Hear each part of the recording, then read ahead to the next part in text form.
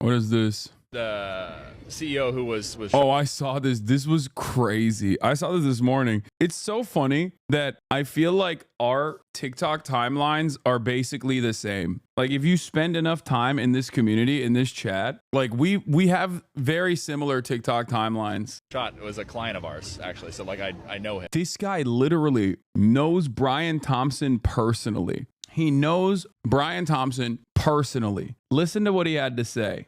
A good guy, unfortunate, but I understand the stand that was taken, but not in the right way, but in a way that's visible. I understand how it got there. People say, I don't agree with it, but I understand. I would say that's where the camp I'm in. Yeah. Are you in the same camp? Yeah. Okay. Yeah. I don't think it was right. It's crazy. Like this dude's like, yeah, I knew him personally, you know? Great guy. Totally get why they killed him.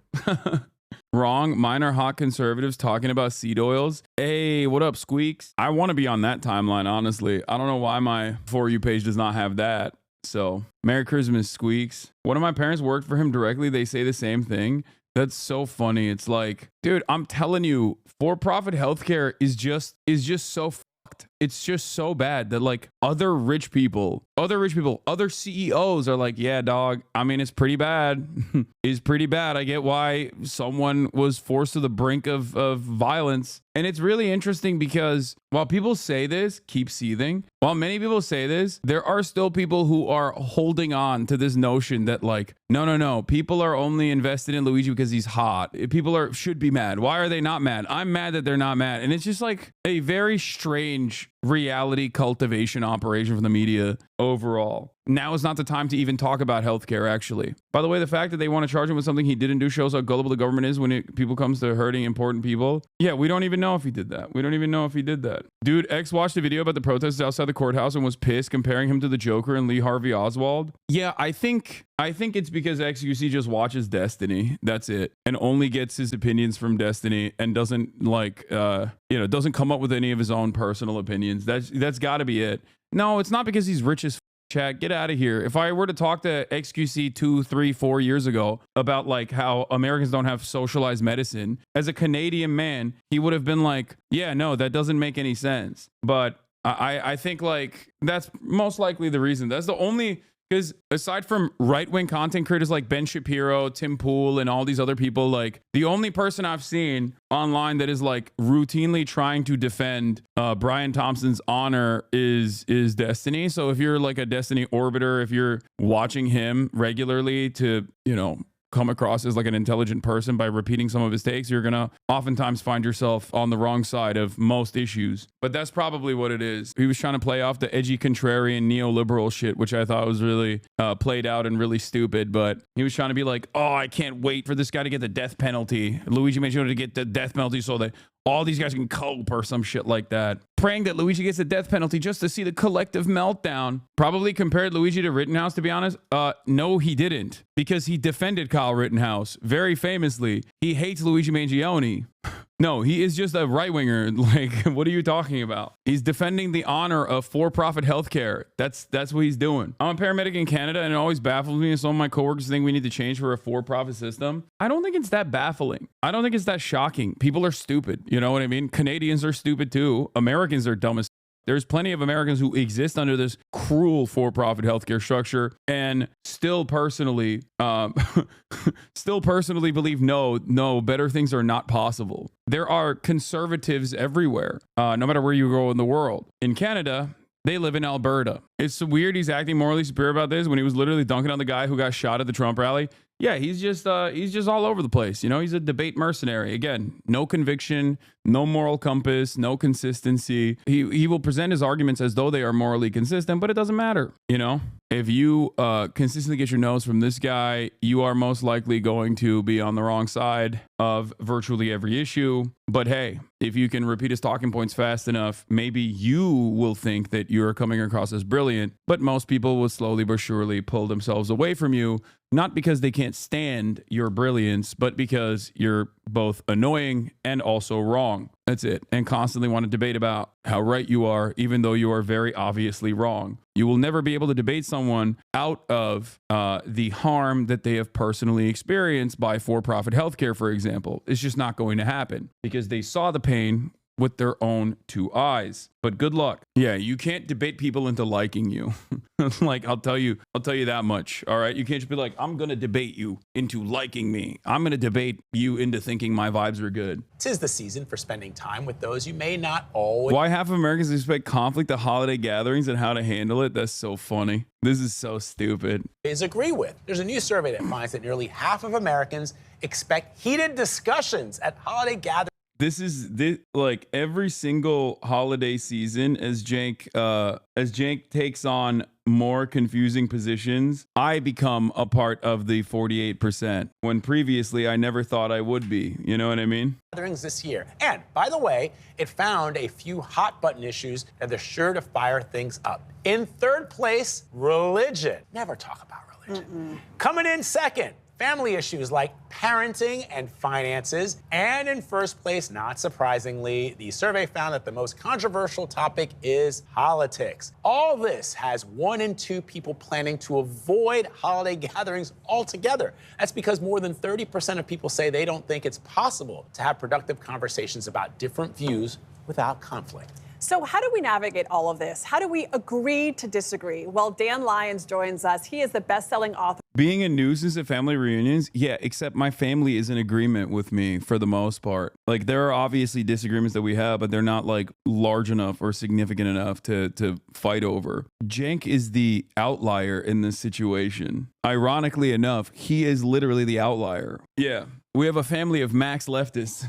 Yeah, Shaky Gurga has become the fucking black sheep of the family in this regard. Author of the book, The Power of Keeping Your Mouth Shut in an Endlessly Noisy. And I do think that I'm in a unique predicament because, like, I'm a political commentator and so is my uncle. Like, if we just had like regular ass conservatives or whatever, conservative relatives, it'd be a little different. You know what I mean? Like, Jank collaborating with Charlie Kirk is very different than like you talking shop or talking about football with your conservative coworkers. You know, that's something that I need to explain quite frequently, which is that one of the most significant principles that I routinely repeat is be fucking normal and don't be weird. Don't be a weird loser. So yeah, be chill with your coworkers, even if they're conservative coworkers, even if they voted for Donald Trump. Like, you can have you can have normal conversations with them. But I think when it becomes a professional political commentator, that's a little different. World, such a great title. Yes. He's also the editorial director of DocuSign. Dan, good morning. Well, thanks for having me. Thank you for being here.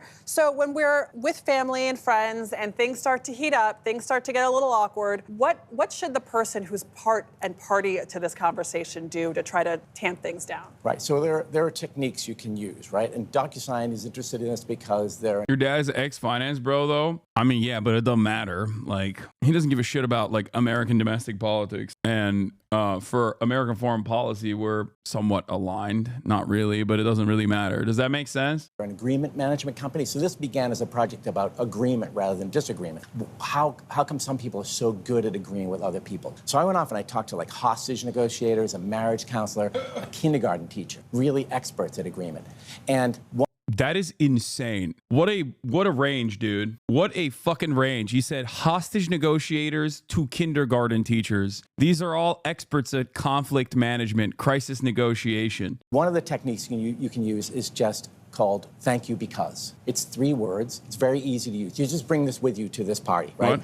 Thank you means I express gratitude to you for sharing your opinion, whatever it is. Because is I explain something I admire about your opinion, something I think is good. Now, once I've done that, now I can tell you what my opinion is, but because You know who agrees with this guy?